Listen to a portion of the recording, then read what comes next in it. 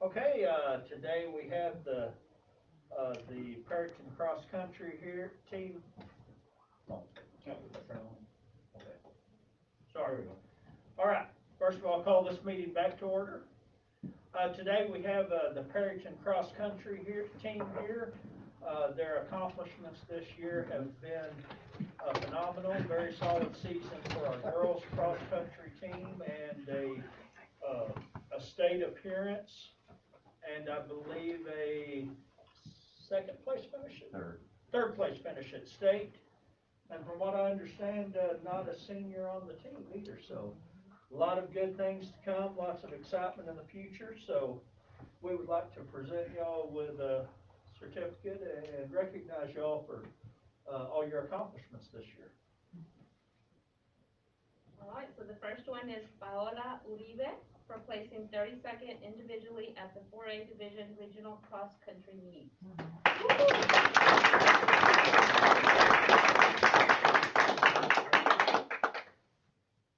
And then the next one is Alejandro Uribe for placing third as a team at the meet.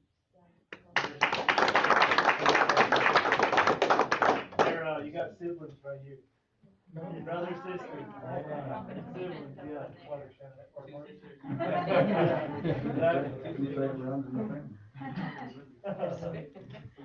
Julian Rivero for placing third as a team as well. Congratulations. Javier Ledesma for placing third as a team. Congratulations.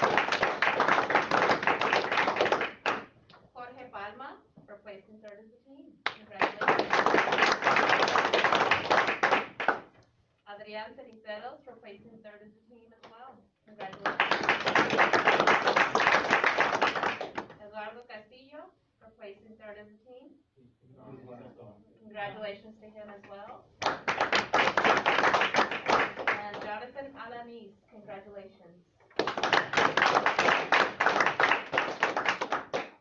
And then on the boards, if y'all would just tell us the grade you're in and your PR, what your PR is. Junior 1648.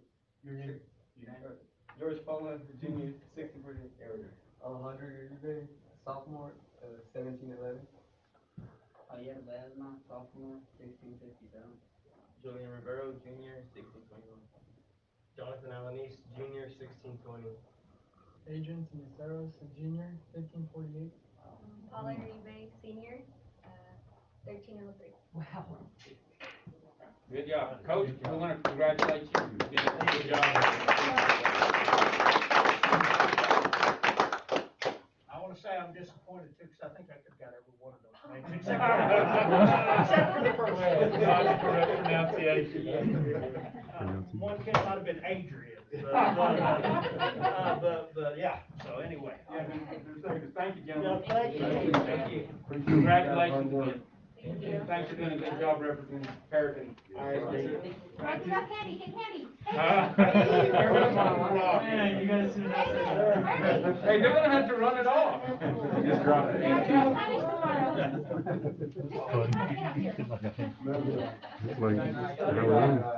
Are you going back to pick up? Thank you.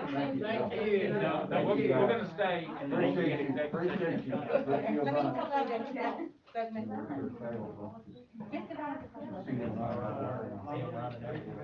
Packed up. 15 is moving. Really good. Yeah, it's good. That's, maybe somebody will look at it. I hope you have a video running. All right, as I told y'all, we felt like we would have a fairly long executive session due to having to do Mr. Morales's review. We are going to go ahead now and have the rest of the meeting, and then we will, at the end of the regular meeting, we'll go back into executive session to finish up our executive session. Trying to be respectful of y'all's time and get everybody out of here. And then we've got just a little bit to finish up in executive session. So after that, anyone's welcome to stay for executive session if you just feel like staying up. But otherwise, we will get everything else on the agenda taken care of before going back into executive session. Okay, we'll start out, with, reports, superintendent's, was there anything else we need to skip? No, I think we're there. We'll just go in order now, okay? We got the fuel bids, okay? All right, going on to superintendent's report. Okay, the first one I'm gonna go with here is the scoreboard at Keller Gym, it's a donation, do I have people here for that? Could you stand up and let us know who you are and who made the donation and a little bit about it? And you all have a picture of the scoreboard in front of you, if you look through your packet. My name's Chris Lingo, and I'm one of the members, the founder of the Panhandle Competitive Sports Association. And we're just trying to give back to the school for letting us, for letting y'all, for letting us use y'all's facilities. And that's just something that we're trying to do, is just give back to different places to show our appreciation. And you all installed it also? Yes, we installed it, we did everything. They did everything for the deal, and it's in good working order? And it's brand new, it's never been used before. You all found a good deal on it somewhere? Yes, over in Gallman, we found a very good deal on it. Right, and then Doug, you're saying we may need to have some kind of, what the donation amount was, or? the Yeah, value? for our accounting stuff, we just need an estimate of the value. And we'll send you an acknowledgement letter for it. Estimate value is $5,000. Could you give us something writing on that? Yes, sir. Sure. And we'll send you back an acknowledgement. Appreciation. Yes, sir. Well, thank y'all so much, that's very generous of y'all, and, we appreciate, everything y'all are doing, not only through your donations, to us, but everything you're doing to, build confidence in youth and encourage, them to chase their dreams. Yes, and I appreciate everything y'all done for us too. All righty, Thank you. thank you. Thanks for coming. You're welcome. Yeah, the other school was fairly old. The one we had prior, yeah. So, it's a good deal. That one was blue. And then it's their logo on the bottom. Anyway, we just need to thank them for that. Absolutely. Student recognition, Dr. Rock is gonna do that so that we pronounce kids' names correctly. Okay, we have senior recognition for the Perryton High School Choir who advanced to area, and that is Tiana Hill, an alto singer, Pablo Perez, bass, Jacob Schallenbarger, bass, and then we also want to recognize the Perryton Junior High English Language Arts students who have demonstrated exceptional dedication, and that is Derek Garcia and Emily Ixtan Nas. Congratulations to them. Congratulations.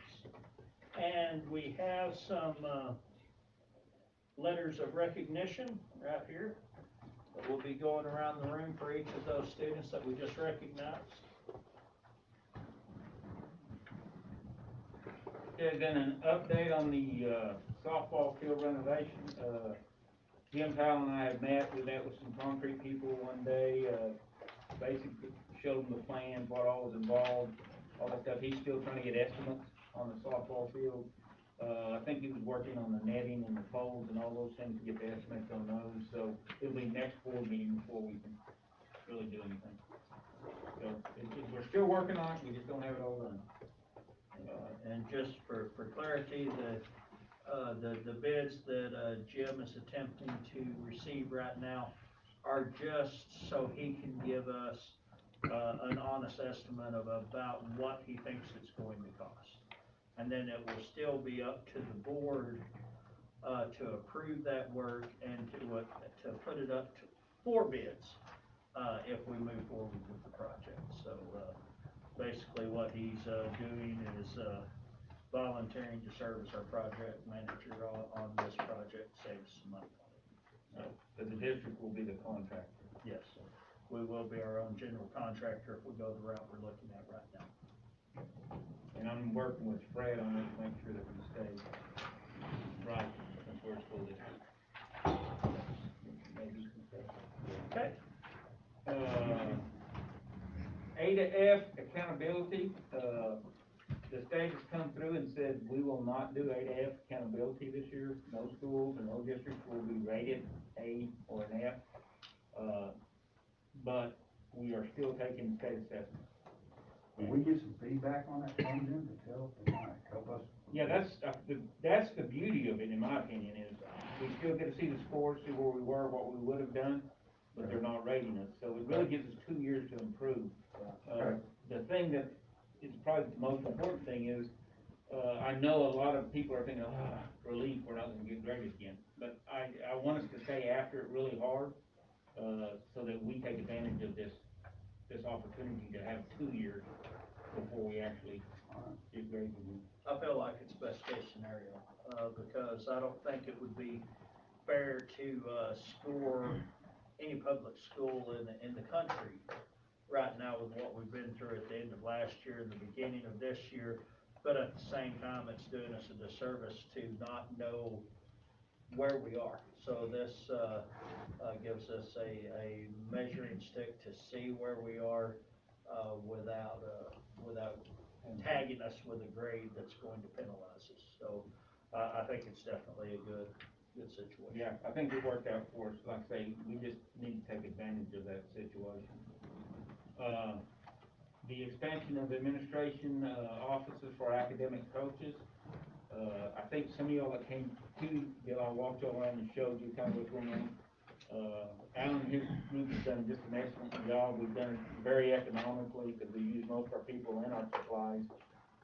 But I'm thinking, and I think Dr. Rock would probably agree with me, this is one of the better things that we've done in a very short period of time, because I think these coaches will make the difference in our academics, district-wide. You know, it's sort of like I called her the head coach of academics, and she's got all these assistants that can go out now and help us carry through what we need done in the district. So it's a good plan. It's a good plan, and I think it's gonna be great. And they're just a couple of steps away from her in their offices, so communication's gonna be really good. Which needs to happen. That's good. Yep. Alrighty, appreciate your emphasis on academics. Okay. Moving on to the campus reports, we'll go through them. Ask if anybody has anything to add to their report, and ask if any board members have any questions of them. We'll just go through real quick. Mr. Sproul, Perryton High School. I just want to add to, those young men and young lady here tonight. I saw them run at the regionals, and Paola, they all ran very hard all the way to the end. Jonathan passed about 5 or 6 guys right there at the end, and they certainly represented our school and our community in this district very well. So very proud of them, and I really believe they have a chance to win the whole thing this year. Fantastic. Of course, I just want to point out our football team having a great run, but they supported the cross country team too, especially George Coleman, who's a member of the football team, and they were rooting for those guys too. So it was good to see the cross sport support. So. Wasn't it at a pep rally, pep assembly, they held the cross country? Yeah, that was at the homecoming pep rally. Football players, yes. That showed me they. That was when they won the district. Right. They finished second in regionals. They won district, second in regionals, and third in the state. So they had a great year. I get tired. It makes me tired just watching them run. They're running everywhere. It's like Forrest Gump. Certainly, made us proud and represented the school well. Appreciate, your support on that, and, just things are going well, and nice to see the success. Yes, sir. Thank you. All right, Perryton Junior High. He has his Christmas party tonight, so. Okay. He said he had nothing to add to it. Okay. All right, Mr. Case at, Williams, He can't be heard. has nothing to add either. But I bet all is well at Williams. I'll bet that too. So, He couldn't be. I'm just assuming. Okay, Ludopina Martin Accelerated, Ms. Wilson? Nothing to add. Nothing to add. All right. Any questions? Okay. Wright Elementary, Ms. Beats? I always get it right, but I do have, our student recognition from the UIL event, Okay. and, it's gonna take me a little bit it'll take me, just a bit to, announce their names because we have a lot. Oh, that's a good problem to have. Yeah, it is a really good problem. But I'm announcing names for. You wanna, Ms. Beats, you wanna come, I was gonna There say, you can you go. get up here closer to a microphone? there you go, so they can hear you. Okay, if I leave my mask up. Yes, that'll be fine. Is it on? You have to push the Push button. Ah, You got that, man? All right, we did, participate in our UIL Academic Invitational, on December the 4th. The writing event was in November, and, December the 4th, we were able to participate in the academic events. We were not able to do the one-act play, but, the academic events did go on. And, our kids did a phenomenal job this year. They placed way better than we've ever had in the past, and they worked really, really hard. From Wright Elementary, our second and third graders compete, and we participated in a total of 5 events, and we had 2 district champs. Second grade creative writing, district champ Jacqueline Varela, and second place Ava Turner. Second grade storytelling, we had a second grade placement, Morgan McElroy. 5th place Joycey Rosales, and 6th place Eli Sarbello. Third grade spelling, we had another district champ, Avery Castanon. Second place, Dania Rodriguez, and 6th place, Kyle Johnson. Y'all might get tired of hearing me announce names, we have time. Third grade ready writing, a 3rd place, Avery Castanon, and 4th place, Alexa Lugo. And third grade storytelling, 3rd place, Olivia Rodriguez, 5th place, Aiden Gonzalez, and 6th place, Hannah Kemp. So, excellent job by our kids at Wright Elementary. At Williams, they participated in a total of 16 events and had 8 district champs. So for 4th grade Art Smart, 1st place district champ Bella Bush, 2nd place Caleb Logan, 5th place Brian Miranda, and 6th place Alexa Vela. 4th grade music memory, we had a district champ, Zoe Morgan Flash. 2nd place Yasmin Valenzuela, 3rd place Stephen Martinez, and 4th place Alexa Vela. 4th grade number sense, we had another district champ, Julia Ramirez. A 3rd place tie between Grayson Rutz and Brian Miranda, and a 5th place by Peyton Schilling. 4th grade oral reading, 1st place district champ, Summer Brillhart. 2nd place Peyton Schilling. 5th place Lynelli Castanon, and 6th place Narissa Alvarez. 4th grade ready writing, 1st place district champ, Peyton Schilling. This was a pretty amazing category for us. 4th grade ready, there's only 6 places and we took 5 of them. So 1st place champ, Peyton Schilling. 2nd place, Kendall Brady. 3rd place, Brooke Helper. 4th place, Peyton Merkel. 6th place, Narissa Alvarez. So we got some writers in the 4th grade. Yeah. Okay. 4th grade spelling, we had a 2nd place win by J.C. Henshaw, and I will tell you because I personally graded her test, they all have to be graded 3 times. J.C. had a perfect score and scored an 8 out of 12 on the tiebreaker, and someone still beat her. So it's pretty impressive, but she had a perfect score, 50 out of 50, which that's pretty tough. They're pretty tough words. 5th grade Art Smart, 4th place Yadira Pedraza, and a 5th place tie between Adrian Guerrero and Sydney Harper. 5th grade Dictionary Skills, another district champ, Emery Day. 2nd place Sarah Flores, 3rd place Rosa Lopez, and 4th place Amy Madrano. 5th grade Listening Skills, 4th place Josie Perez, 5th place Isabella Juarez, and 6th place Sophie Diaz. 5th place Math, Graphs, and Charts. We had another district champ, Diego Rodriguez.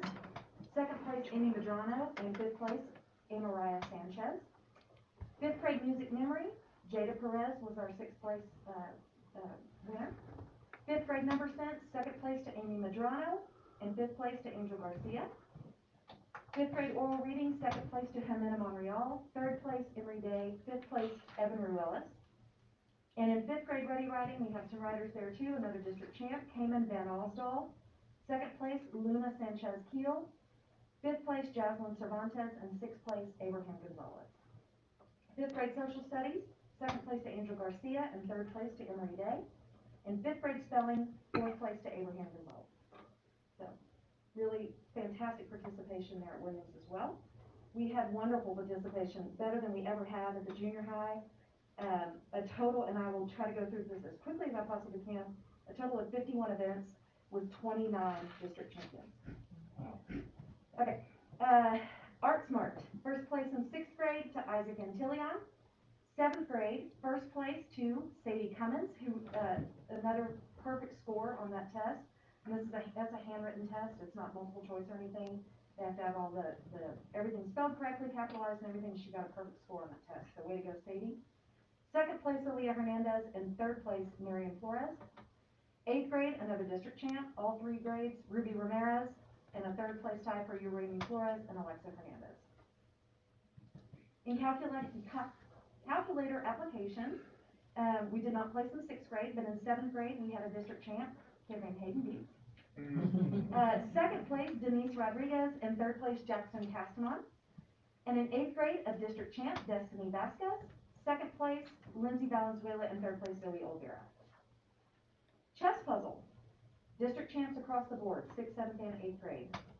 Tied for first place, co-district champs, Andreas Martinez and Jake Schickadance. Fifth place, Jonathan Gamez, and sixth place, Carter Hale.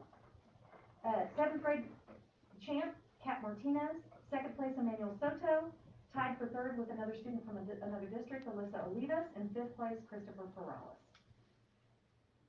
First place, co-district champ, tied with someone from another district, Dane Staggs.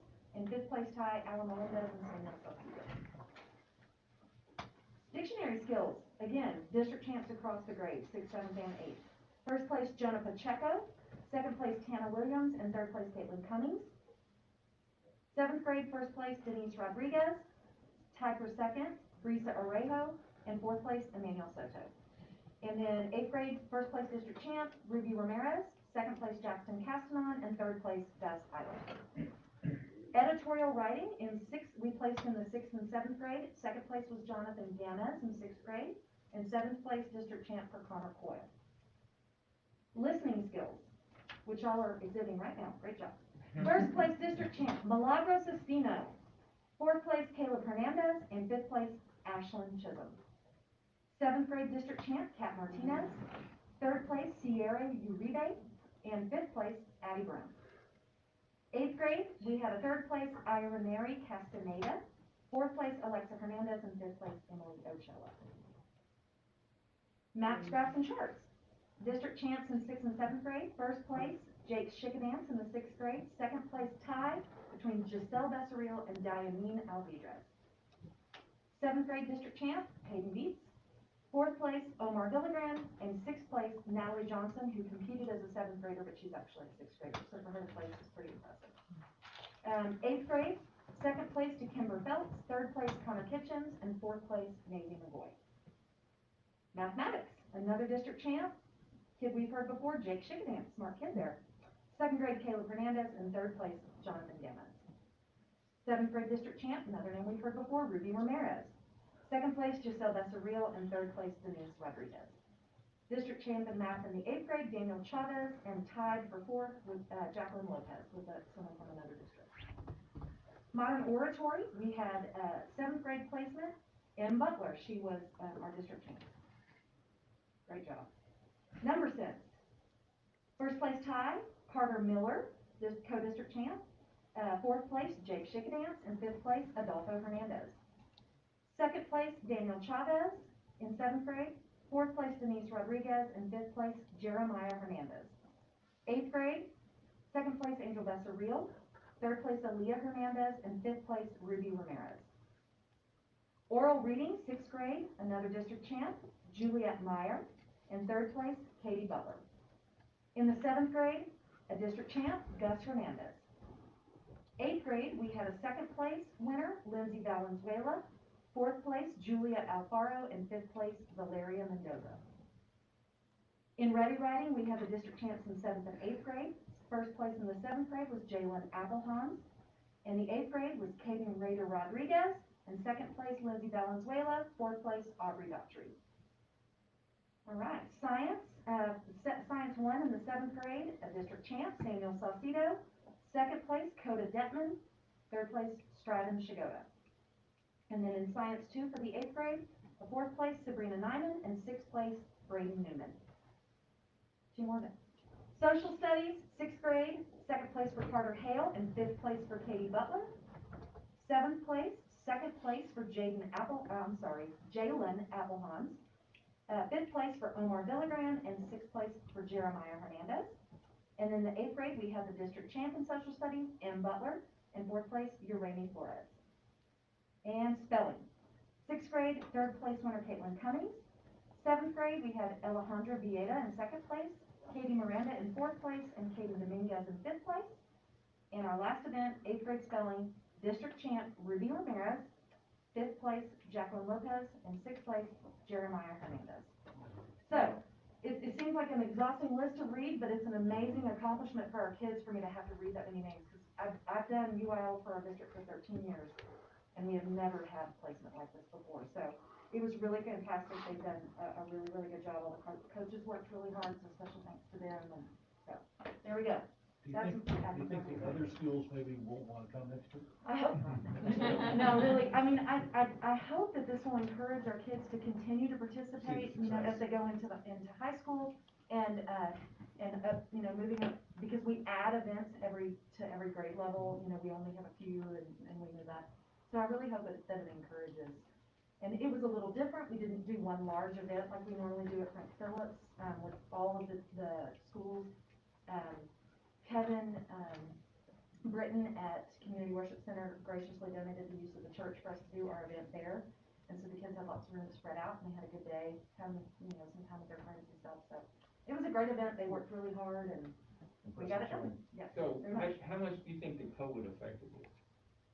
Well, it affected it some because we had districts that did not participate in the event, but we still participated with 3 other districts. Really? So who were they?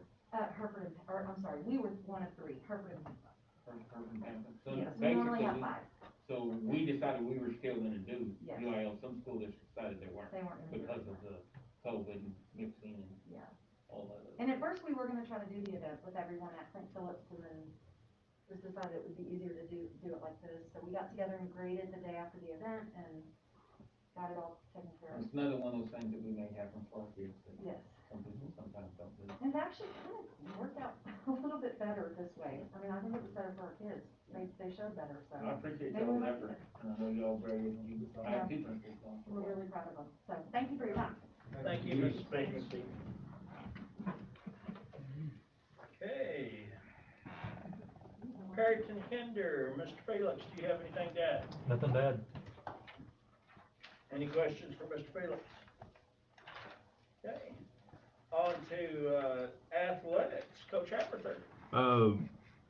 Couple things to add to talk about the cross-country kids again. I was there when they knew they got 3rd place, and they were very ticked off about that. They were not at all satisfied or pleased with a 3rd place medal. They didn't even really want to go over to the medal stand, really. I mean, they had their heart set on gold, and nothing else was going to be satisfying to them. And then that's encouraging to see, since they're all coming back. Really expect next year to be a lot of things can happen, you know, injuries or people move or anything like that. But they're working to be a state champion, not a district champion. So that's encouraging. And then with the football kids, we got our academic all-state stuff back. We had 3 kids. 2 of them were first team academic all-state, and that was Ramon Alvidrez and Vance Villarreal. And then Jacob Schollenberger was elite academic all-district, and that's only the 2nd one I've had in my career as on the elite team. I had one other kid at Sunray one time. So What are the requirements for being a elite? well, they take your ACT or your SAT. If you've taken both, you usually have a better chance to be elite. Then your class rank versus your class size, and then your GPA. His GPA was like 103 or 4. He's number 1 in a class of 145, a 32 on the ACT. Has not taken the SAT. So without taking the SAT, I didn't really think he was gonna be an elite guy.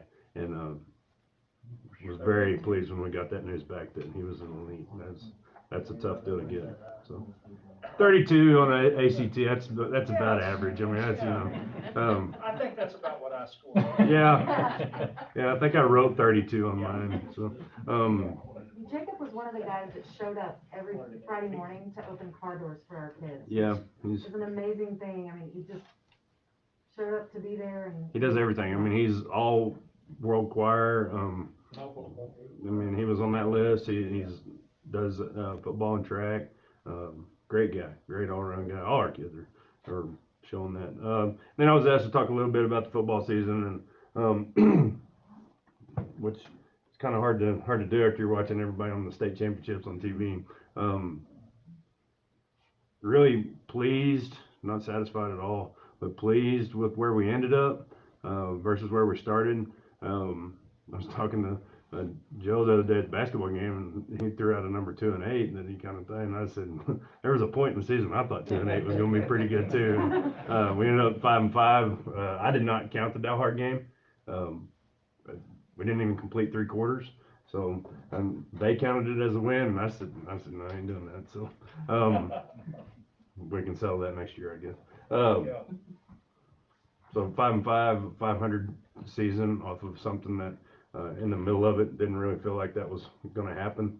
The best thing that could have happened for us was a 2-week deal where we worked nothing but passing, and because all our linemen were gone, and all our pass screens, and got really what I felt like really sharp and understood what I was trying to do with that. And then we go in a Pampa game and totally mess that up, and I get a little bit irate at them, and we run the ball, and there we go. And really kind of found ourselves in the middle of that deal. Even with the loss, felt like that was a turning point in our season. And then come through and roll district like we did. Should have beat Pampa, that one hurt. Should have beat Estacado, that one hurt real bad.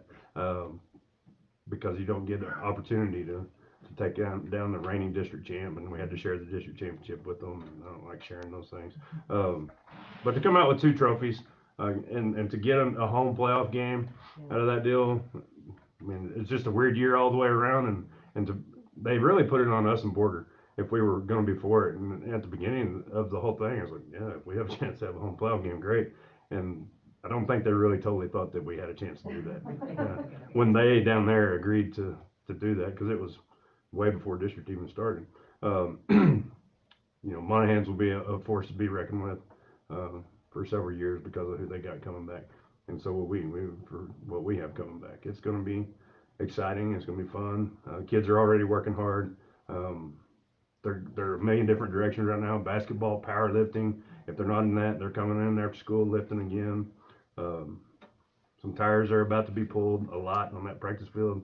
We'll have tracks around there. So you might not have to mow very much this summer. We'll just keep it knocked down. So anyway, looking forward to the future of it. I feel like the foundation was laid by these seniors. I'm really proud of them. So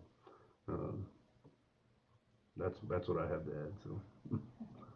Well, we appreciate not only the successful football season and the great accomplishments in cross country, but the shift in culture of our athletic program.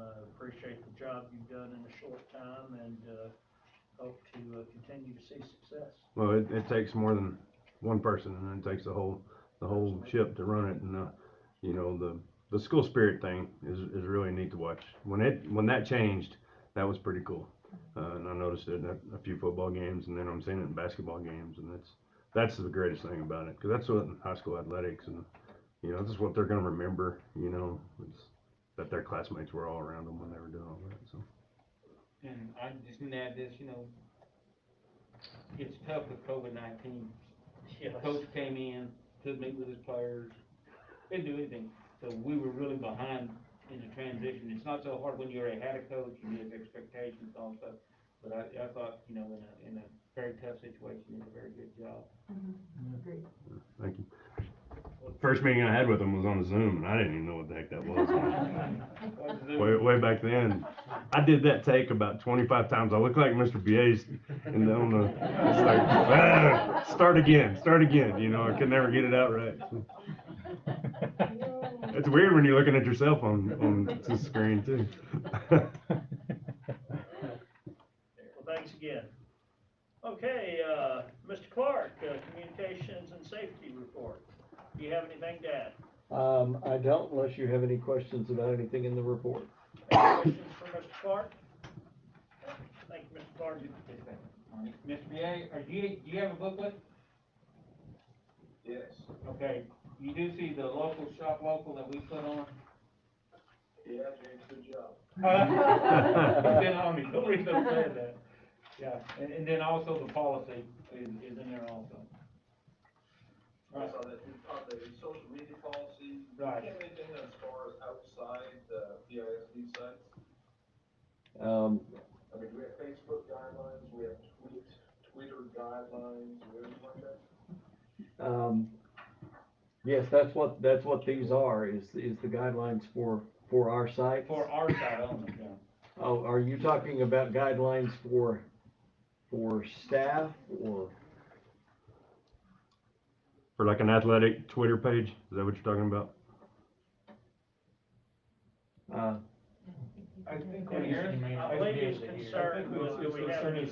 on their own pages, their own personal pages discussing district things. We do have what's in board policy, which is pretty firm on it, actually. But we can add some additional things to that as well. We've got to decide, you know, what do we want to do, how far do we want to go with it, because we've been firmer at times than we have at other times, and I'm all for us sitting down and hashing that out a little bit. I think careful consideration needs to be taken before writing new policies. Right. There's a balance there There is between a what balance. someone has in their private rights away from the workplace versus how does that affect their workplace? And it's a sticky situation with a lot of businesses. But school system. I know we're challenged with it at work on a regular basis, and it's a delicate situation. Very delicate. Okay. the biggest thing that board policy lays out is, does it affect their ability to perform their job? And that's where teachers in other districts and in other communities throughout the country have lost their jobs, was when what they say on there affects their ability to continue to perform their job. Yes. Okay. All right. Okay. Any other questions for Mr. Clark? Okay, Perryton Food Service Report, Ms. Walker? I don't have anything to add. Nothing to add? Okay. Any questions for Ms. Walker? All right, thank you. All right, Mr. Kemp, Done that. everybody's got masks on. All right, any questions for Mr. Kemp?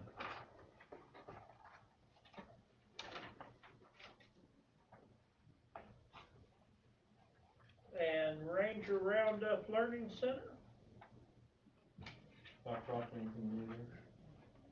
Nothing to add, just wanted to clarify on the Seaboard.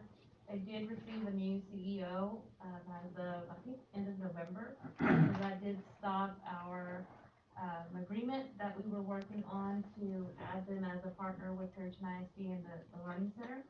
And they asked that we contact them in January, and to give the CEO enough time to review what was going on with Seaboard and the activities that we were planning as a partnership with Perryton ISD. So we will be calling them, right when we get back from the holidays, so that we can resume that communication. We have already submitted a draft of the agreement, so it's in review as well.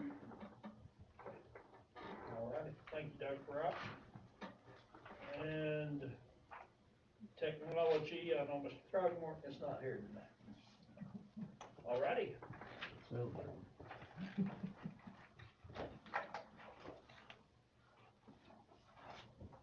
Okay, moving on to curriculum and instruction reports. Okay, Dr. Rock? yes, so I'm gonna start with the 2020 results-driven accountability. So I placed the handout, yes, In front of you. in front of you. Results-driven accountability. Okay. So I'm gonna go through the slides first, and then we're gonna go over the plan that we developed.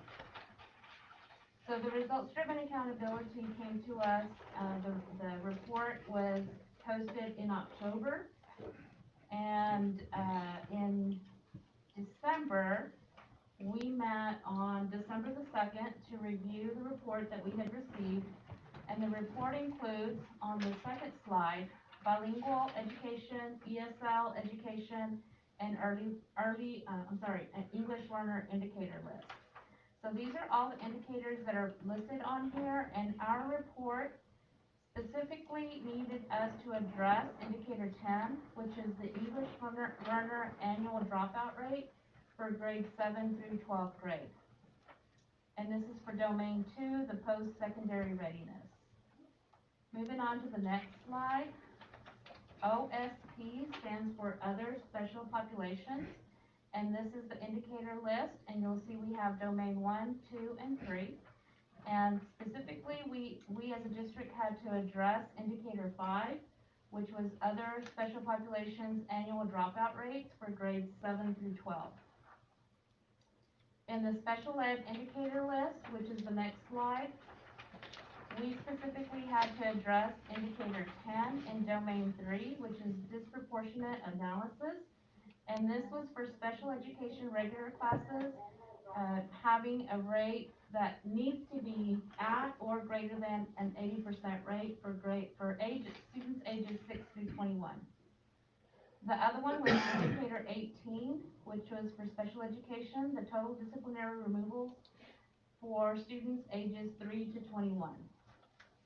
So on the next slide, you'll see that there are 98 separate categories that the district is reviewed on. So that is the next slide that shows all of the subpopulations. It shows the representation, the placement, and the discipline for special education. And then on the next slide, you'll see that if we are flagged for any of these areas that we have marked for 3 years in a row, then TEA will give us the action steps that we have to take. So we have developed a plan so that that does not happen, and we're going to take care of it locally. On the next slide, you'll see special education. You'll see the determination levels. The ones that are the red flags are determination level 2, which that is where we fell, determination level 2, which needs assistance. And if you go across the chart, you'll see that we do have to submit a strategic support plan, which is what the district leadership team came up with. And then on the next slide, you'll see the targeted support. We did come up with a plan, so I will be sharing that next.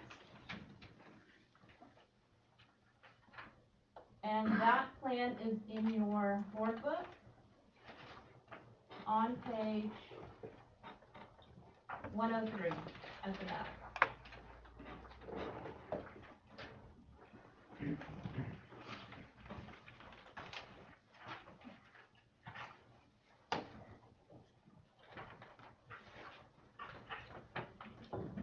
So as indicated in the slides that we just reviewed, you saw that bilingual ESL was one of the areas that we had to, one of the program areas that we had to address. Specifically for the area of improvement was the graduation dropout.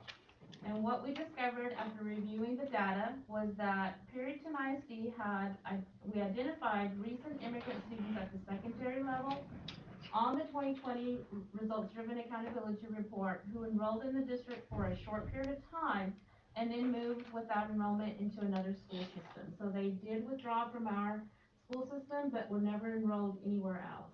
So then they count as a dropout for Perryton ISD. In the other special populations area, under this program, we also identified a couple of students who were on our dropout count, and they were also identified as homeless. These students were recent immigrants who were living with guardians upon enrollment in the school district, and also English learners. So our goal that we established was that Perryton ISD staff will identify recent immigrants and improve communication to help them acclimate to their new setting while building a rapport with each student. So we did have a total of 4 students that fell into this category, and 2 of them were homeless. On the next page, you'll see the strategy for implementation, and we identified 2 strategies. District personnel will ensure staff on a need-to-know basis are aware of any English learner student who enrolls at the secondary level, and each secondary campus will identify a bilingual liaison to increase communication with English learner students and their families. On the next page, you'll see the goal for this activity aligns to the 2 strategies that we have, and we have indicated the activity completion to be August 31, 2021. It lists the persons responsible and who will be responsible for the supervision of these goals. The next program area is special education, and the area to improve is the IEP, the Individualized Education Plan implementation. The district leadership team reviewed the special education data and identified a higher number of students in a more restrictive instructional environment. And for us, that PISD code is number 42. The ARD committee will review each student's data to determine the best instructional setting in the least restrictive environment. That's going to be the annual goal.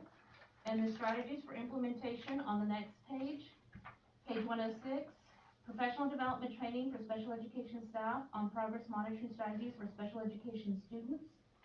We will also have professional development training for general education and special education staff on co-teaching in a general education setting. And then each campus will review the current instructional settings of each special education student in a 42 setting for consideration through an R to move into a 41 or 40 setting, which is a least restrictive environment, moving into a general education setting. We have the goals that align to each one of those strategies on the next section on page 107, and activity completions being the end of this fiscal school year. And the last one, we have campus principals reviewing the PISD data. They immediately wanted to review that data, so those reports were already provided to all of the principals so that they could start reviewing that. So we set the activity completion date of January the 4th for 2021. And then the last one, on the discipline, we identified a higher number of special education students receiving disciplinary removals for campus offenses on the discipline code of conduct. And our goal is to decrease that number of special education students receiving those referrals. We did identify a little bit of discrepancies as far as campus administrators needing the training to input the PISD codes into that process. So we will be training all administrators who enter that data into the system. And then the junior high is already starting a practice on restorative justice. So we are going to be looking at restorative justice practices to where we're providing some training and just educational activities for any of the students that are receiving the discipline referrals, but then also the victims. So helping them address any of the issues that may be going on due to these discipline referrals.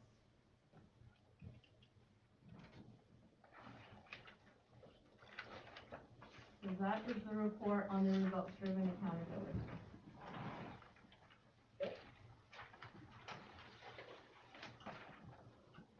All right, does anyone have any questions for Dr. Rock? Dr. Rock, I appreciate everything you're doing. I know you're really working hard at improving our academics and through leading your academic coaches and the work you're doing on everything, we just appreciate it. Thank you.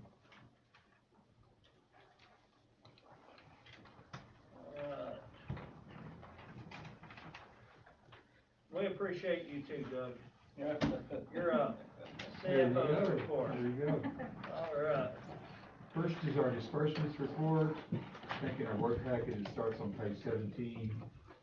We have, pending checks for December 2020, couple pages of those. And then the disbursements for, checks paid in December, there's pages, 1 through 6 of those. Starts on page 20, and then the disbursements, complete list of disbursements for November, starts on page 27. There are 23 pages of those.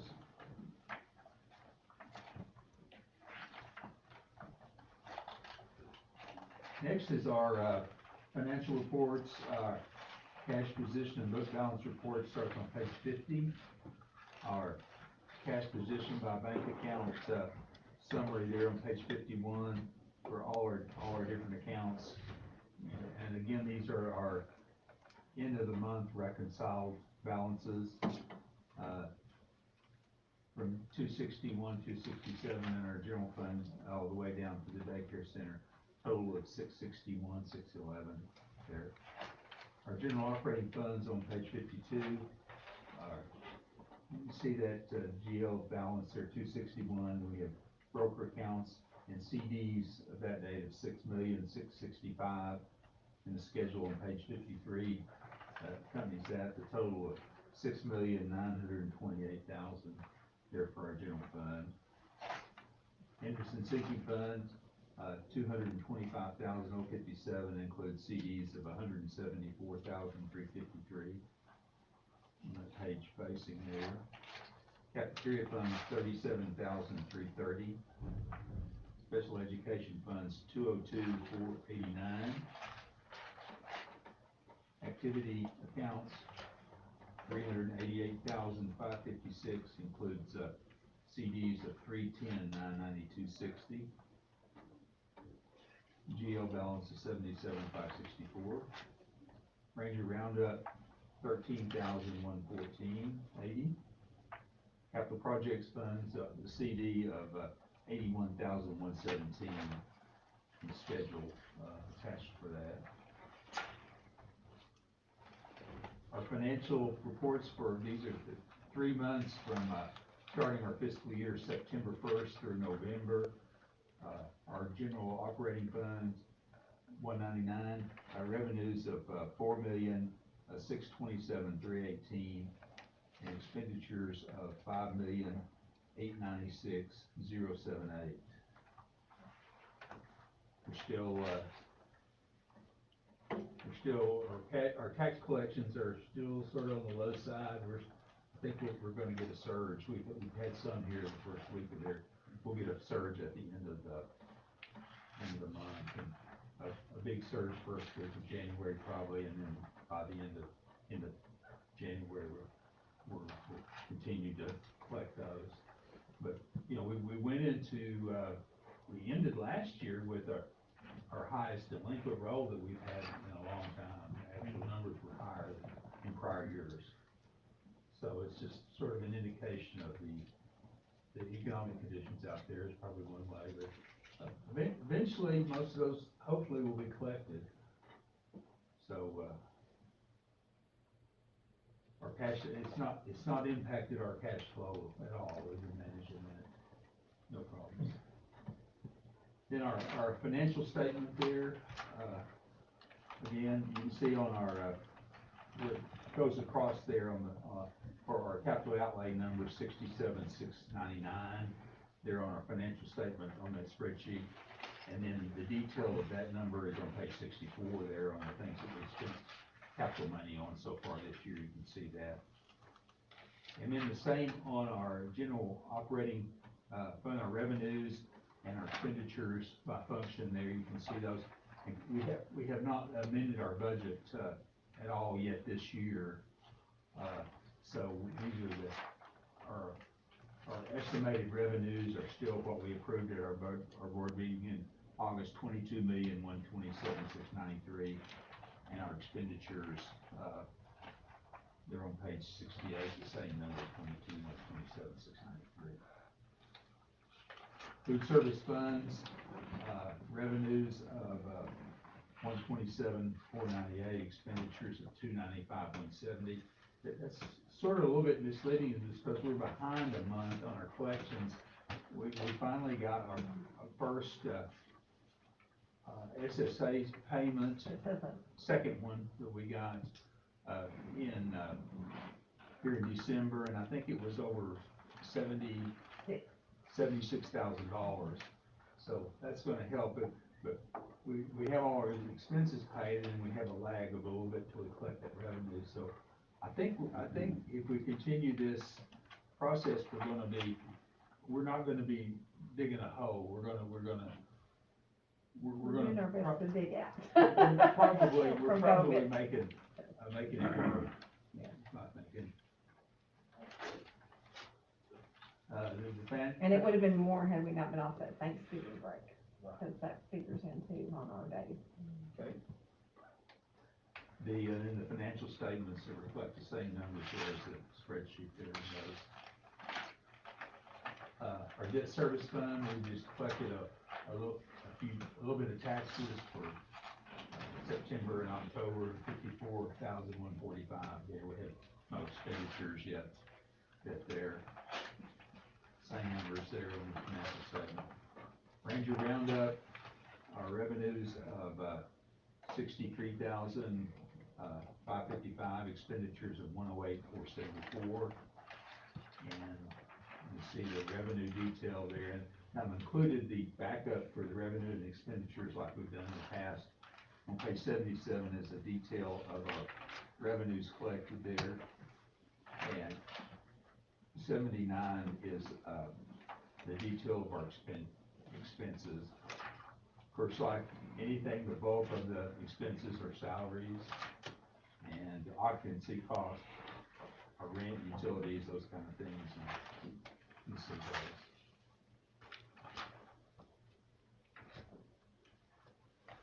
And last but not least is our enrollment report. That's on page 81. It shows our enrollment as of December, 19th of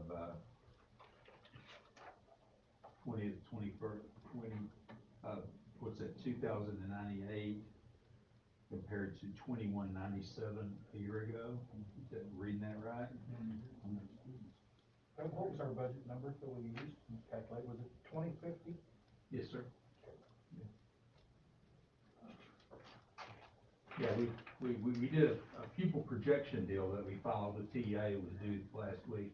It's what the TEA uses to base our revenues on for the next biennium, and we dropped each one of them 50 ADA per student. You still end up getting the same amount of numbers, but they pay you on what you project if it's different from what they project. But then there's a settle up, and if you've underestimated, you'll get a bigger settle up. If you've overestimated, you'll hold back money. So we got that done last week. We still have, in the end of January, we'll have our T2 number, I think in February. We'll see how that goes. Because that'll go as if it goes like we did last year, we should benefit financially, and hopefully our discount that we applied to it is right in line with it. We're hoping for that. So our audit report is the auditors will be here next meeting to present our audit report.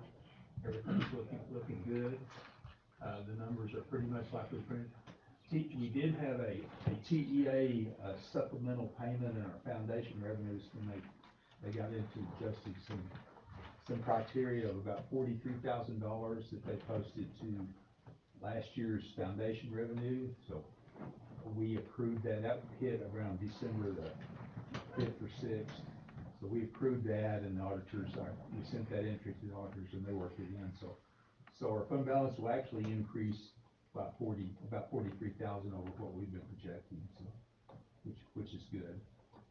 So, I think the audit report should be fine for the next.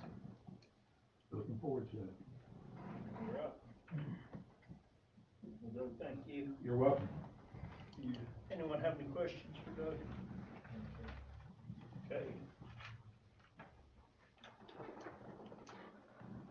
Moving right along.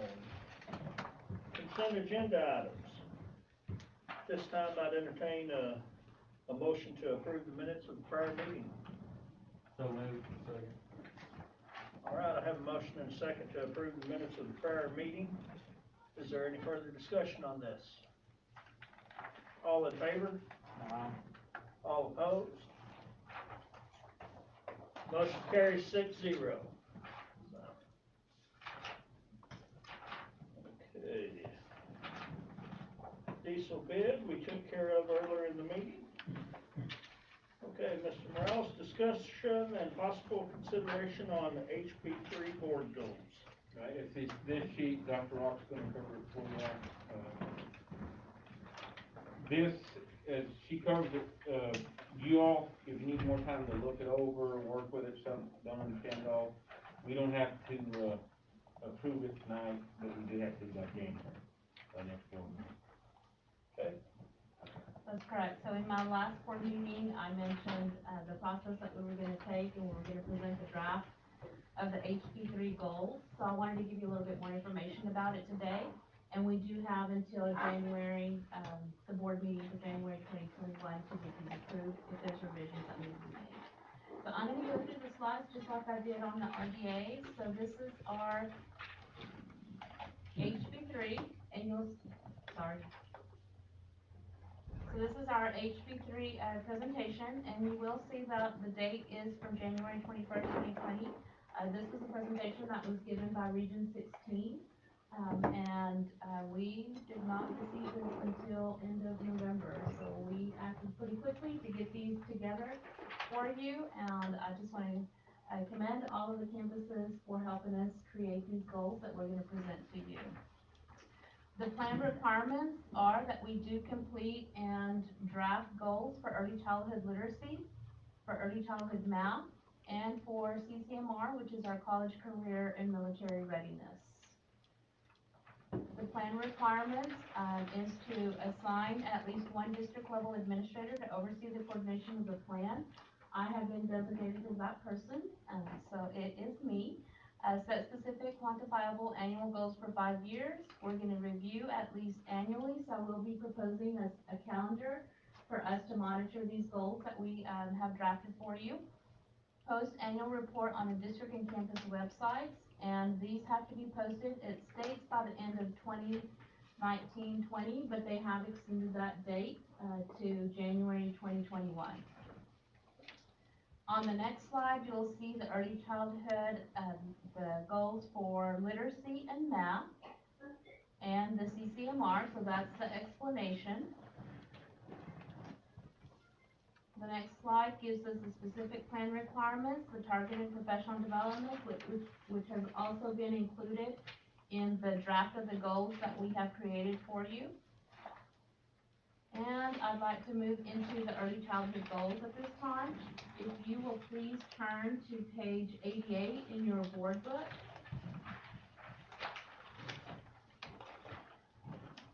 The early childhood literacy was created with Perryton Kinder and Wright Elementary in 2 separate meetings because Perryton Kinder had to help us develop the goals for pre-K and kindergarten.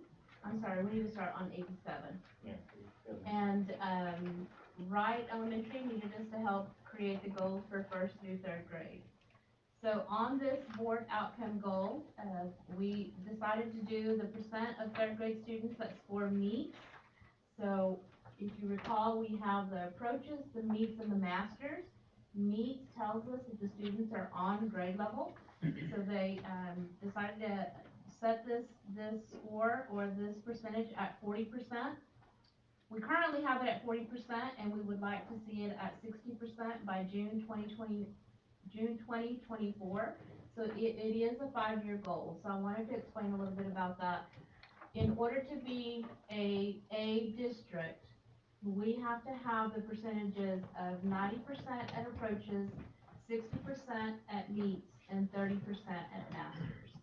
So our baseline data based on the last STAR exam, the report shows that we were at 40% meets on the third grade reading exam. So if we want to be an A district, we should be at 60%. So that's why we started with the baseline data of 40% and set that goal to 60% for the 5-year goal at 2024. Any questions on that? Okay. And then we also have to close the gaps between our student populations. So you'll see that you'll see the percentages for Hispanic, for white, for special education, for economically disadvantaged, our English learners, are continually enrolled and non-continually enrolled. So just to explain that, continually enrolled are the students that are captured in our snapshot in October, and if they test at start time in the spring, they are continually enrolled. However, if we're capturing them in October and they happen to move to a different district, then they're not continually enrolled. So they're capturing that piece of it as well, okay? So that is our early childhood literacy goal for third grade. And then on the next page, you'll see the literacy progress measures. So we have 3 measures, measures 1, 2, and 3. And these are specific to pre-K, kindergarten, and then 1st through 2nd grade. So we decided to use the progress measure in pre-K on the phonological awareness. The correlation to meets their terms is on track.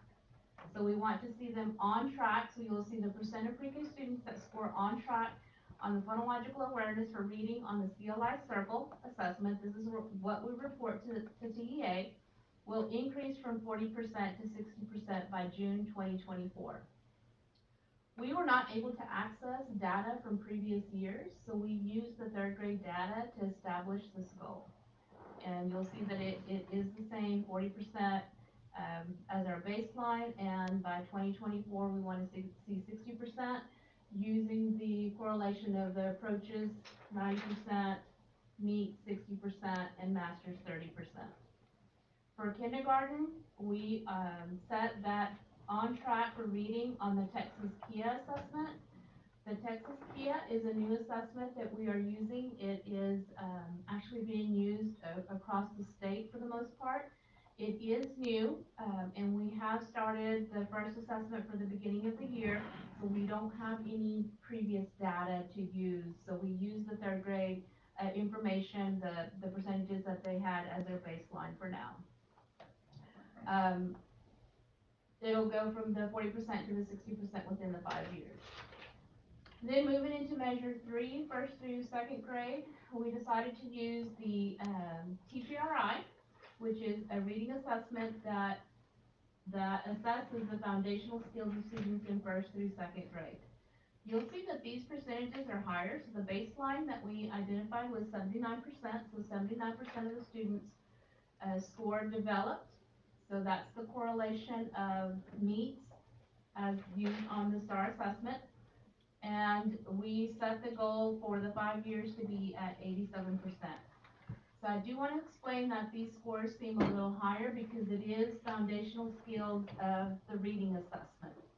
Where if you compare the STAR assessment, those are more the application of those skills, and the rigor is a lot higher on the STAR assessment. So I wanted you to understand that piece of it is the TPRI is foundational, where STAR is more rigorous, and it's assessing the application of the skills that they have learned in the foundational skills. On the next page, you'll see the Early Childhood Literacy Progress Measures 1, and this is where we have to break out the closing the gaps of the student populations. We do not have that breakdown because when they completed the CLI circle, that was not data that was submitted, but we will start submitting the breakout of the subpopulations of percentages of the students. So you'll see the yearly target goal on this one. On the next page, you'll see the same. Texas KIA is part of the CLI assessment as well. and they did not request the subpopulations, so those were not, provided, but we will start submitting those as well. And then the last one, we did have the subpopulations for closing the gaps on the first through second grade reading TPRI, so those are listed on here as well. The professional development plan is that all pre-K through third grade teachers will complete the HB3 reading academies over the next 3 years. And we currently have 24 teachers participating in the reading academies, and we have our own coach who is on our curriculum team who is providing that training. So she will add any teachers that haven't started the training in the following years as well. On the next page, you'll see the goals for the math. And this is the percent of third grade students that score meets grade level or above on the STAR math will increase from 44%, which is our baseline, and we are looking to increase that to 60% by 2024. We do have closing the gaps data, so those were provided for you with the increase for each of these subpopulations all the way through 2024. On the next page, you'll see the progress measures. So this is the reports that we will be providing to you. For the pre-K, we are going to use the component of the math on the circle, the CLI circle, and we will be using the same percentages that we had from the data that we had from the third grade STAR. On the kindergarten, they do have a math component. It was not given in the beginning of the year, but will be added in the mid-year assessment, and then we'll also have an end of year. So Texas Kia has a math component. It will be added for the mid-year assessment. And then on the last one, the progress measure for the first through third grade students, we are going to use the STAR 360. We may or may not keep this one for next year. We feel that it doesn't always give us accurate results. So we are evaluating keeping STAR 360 for next year or replacing it with another program. The percentages for this are on here as well, with the goal of 60% by 2024 on level. The progress measure are on the next ones with closing the gaps. So we do not have the percentages for the subpopulations, but the goals are drafted on here. Then we met with the high school, and we, on page 97, we discussed the CCMR board outcome goals for college, career, and military readiness. So we currently have a percentage of 82 based on our last state assessment, 82%, and we are looking to increase that to 90% by August 2024. So we're in pretty good standing, but we always have room for improvement. We do have the subpopulations listed on here as well. So they did look at each subpopulation and the growth for the 5 years up to 2024. On the next page, on page 98, you'll see the CCMR goals, the progress measures set up for each one of the college readiness, the career ready, and the military ready. So we did have outcomes for, we did have the percentages for the college ready. We were at 62% on our 2020 report, which is actually our 2019, so it just carried over. And we are looking at 70% by 2024. On career ready, we did have 51%, and our goal is to reach 59% by 2024. And for the military ready has actually been taken out for the moment, but we felt we still needed to set a goal. It has been taken out because there was some districts within the state of Texas that were inflating the students that were counting for military readiness. They were having recruiters go in to present and try to recruit and counting them as intent, but they were never actually enlisting. So the state has taken this piece out until they have a better criteria and the guidelines for them to make these reports. But we felt we still needed to set the goals because by the time that we get the reports, they may already have the criteria, so we wanted to go ahead and set that goal. So on our 2020 report, we have 0%, and our goal is to reach 4% by 2024. You'll see the progress measures on each one of these, the college ready. So the goals are still set the same as the ones that we just looked at, 62% to 70% on college ready. On page 100, you'll see 52% to 60% on career ready. And then the military ready will increase from 0 to 4% on the military ready. At the bottom of page 101, you'll see the targeted professional development plan. So we do have the professional development plan and action items. So on the first one, we have Perryton High School have participated in the training, Why Teach to the Meet. So they have already received this training, including discussion of how the science core teachers impact the outcomes of the ACT and SAT. The Perryton High School staff will participate on PISD coding training. We identified some possible discrepancies on the coding, so we need some additional training on that. And then the high school core subject staff will participate in English learner strategies and the implementation of the English learner proficiency standards, which we also call the ELPS. Our action items is that all juniors and seniors who have not taken the TSI or the ASVAB will participate in the administration of the exam. And the juniors have already participated this month when they have the STAR assessments. And any of the seniors that had not taken it were also asked to go ahead and participate as well.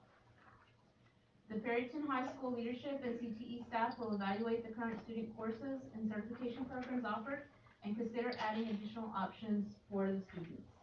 So we've already had the preliminary meeting, and we already have the scheduled meeting in January to review certifications and any options that we may be able to offer in the future. And we have Frank Phillips College involved in the discussion and other community members that will be part of our committee to review this information. On the next page, we also have to have you adopt a school board monitoring calendar. So I have drafted kind of what it could look like, and I would like to ask for some input on any other information that you would like for us to add. I have the November 2020 where the board was informed about the 8.3 goal adoption. We are presented the draft of the goals this month in December 2020. And then I went ahead and put on here the January 2021, the school board considering the approval of the revised, if we need to revise, 8.3 goals, so we can do some revisions on this calendar. And then I listed all of the progress measure goals that we just presented so that we can review them annually, because that is something that we have to review annually, is each one of the goals that were presented. The second column, or the third column, shows evaluations. So we can adjust that based on whatever we need. And then last, it has a place where you can add your trainings, any trainings that the school board needs to participate in. We can indicate which month they will be completed in, and that would be part of the monitoring calendar. Any questions? Well, that was a lot of information. Guys, the thing I can tell you, it's a 5-year plan, but in 5 years, we should be at 8. If everybody hits their goals, as we go from year to year, we should be at an 8, easily. So we set high expectations. The building principals were with us as we were doing them, so they know the expectations. I think we can do it though. I mean, most of them were 4, 5, some couple 2, 3%, but we've got the vision about most of the time it's 5 or 6 kids that you got to move either from meets to masters or things like that. So I think it's doable. All right. Well, guys, I know these don't have to be approved for next month, but we just spent a long time going over them. So at this time, I would consider a motion to approve the HB3 goals as approved. Or if anyone would like to look into them further and table it till next month, we can do that. So I have a motion. Do I have a second? Got a motion and a second to approve the, HB3 board goals as presented. Is there any further discussion? I first told Mr. Morales that I'd like a month to look at it, but Dr. Rock did such a nice job Yeah. explaining everything. I think it's ridiculous to move it forward when we can do it tonight. And that's exactly what I thought. Lots of times you get a book this thick and it's like, well, look over it, but, she presented everything well tonight, so, I'm all in favor of it. Okay, have a motion and a second. All in favor? Aye. All right, all opposed? Motion carries 6-0. This thing on the agenda next month. All right. Discussion and possible consideration on revised resolution with Perryton National Bank concerning authorized banking powers. We have new officers, our new secretary, board secretary needs to be added on this resolution, and we had never changed it, for Mr. Morales as superintendent, so this resolution is similar to what we've done in the past, and we have, signature cards here, and then we have this, form for the imprinting, our software that generates the signatures on our checks. We get those signed too, so we're proposing authorized signatories of myself as CFO, Mr. Morales as superintendent, Monty Kennard as president, and Joe K. Ogden as secretary. So we've got a copy of that corporate resolution there in your board packet. Okay. Mr. Morales, do you have a recommendation? Yeah, I recommend that we approve this resolution as presented. Okay. Motion. Okay, this time I would entertain a motion to approve the revised resolution of Perryton National Bank concerning authorized banking powers. I have a motion and a second. Any further discussion? All in favor? All opposed? Motion carries 6-0. Thank you.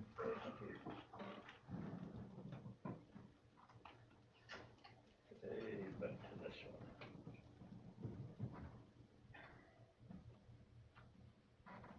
Okay, discuss and set date of January 2021 regular board meeting.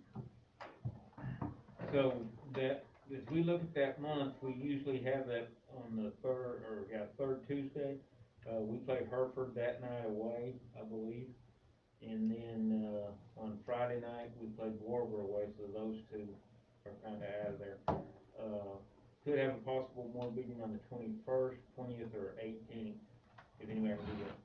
I did look at the next week to see what there is. Doug, I think I need to have this done for the audit. Is that right, Doug? Yeah, we have to have our audit submitted to the CEA within 150 days, and that, so we need it in that third week. In that third week, right? Yeah. And then the 14th would be possible also, if you wanted to go on the 14th, that week, Thursday before. All right. 21st looks good to me. That would be a Thursday on the week it was supposed to be. That's fine with me. Do you have anybody with stock show? Cause that's the night before stock show. Yeah, it is the night before stock, so I did have that in there. Yeah, Name, is that going to hurt you? Yeah, some of them be getting animal ready, aren't they? Okay. Okay, sounds good. Tyler, none of your kids showed, did they? Okay. All righty, well, then in that case, we'll be going, January 21st. 1/21/21 has a little ring to it, doesn't it? All right. 21's gonna be better.